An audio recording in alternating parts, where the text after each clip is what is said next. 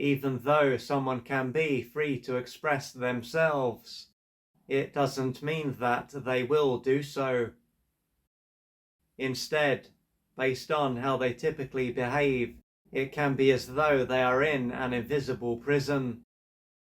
However, if this is just what is normal, they might not realize that they are living in a very restrictive manner.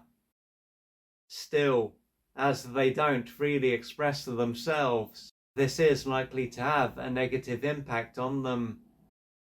For example, they can often feel low and even depressed.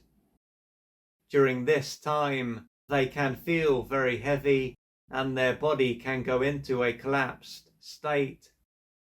But by not being aware of why they end up having this experience, they can believe that they just suffer from depression, for instance.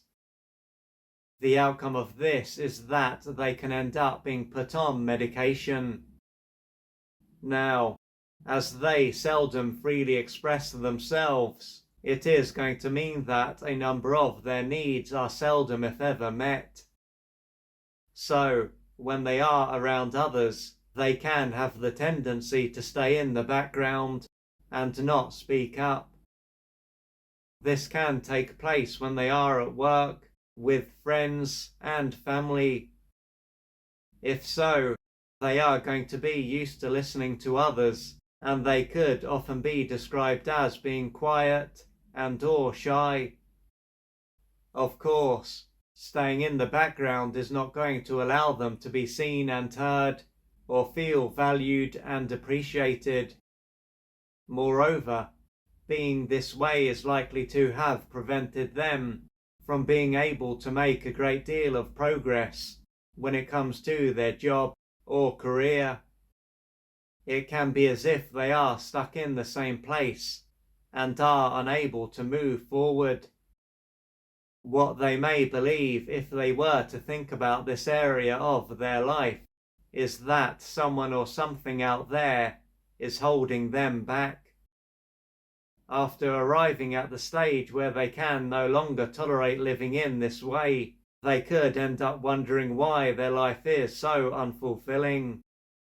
What might end up entering their mind is how they rarely show up around others and do what they can to avoid attention.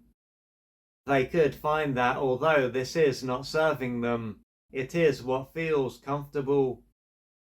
If they were to imagine that they no longer hold themselves back and freely expressed themselves, they might soon experience anxiety and fear.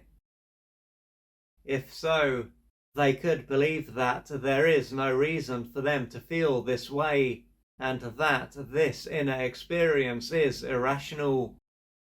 Moreover, if they were to speak to a friend about what is going on for them, this friend could also say the same thing. However, if what took place during their formative years were taken into account, what is going on for them as an adult might make complete sense. This might have been a stage of their life that was anything but nurturing.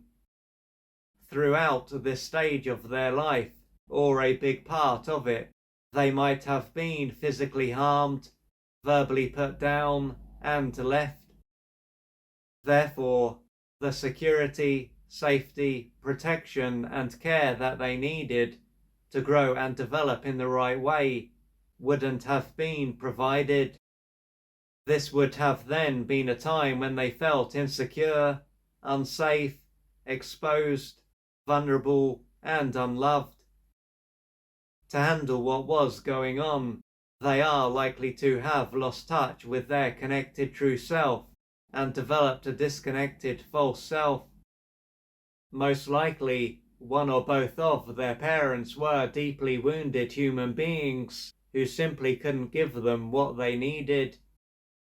But as they were egocentric, they are likely to have come to believe that they were worthless and unlovable.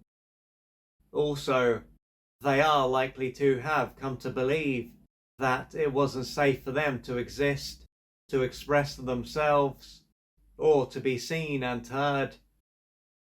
Along with this, being greatly deprived would have caused them to experience a lot of pain. On one hand, then, there will be the beliefs that they formed, and on the other, there will be the pain that they experienced as a result of certain developmental needs not being met. This pain and these needs would have ended up being repressed by their brain to allow them to keep it together and function. With this in mind, for their life to change, they will have beliefs to question, pain to face and work through, and unmet developmental needs to experience.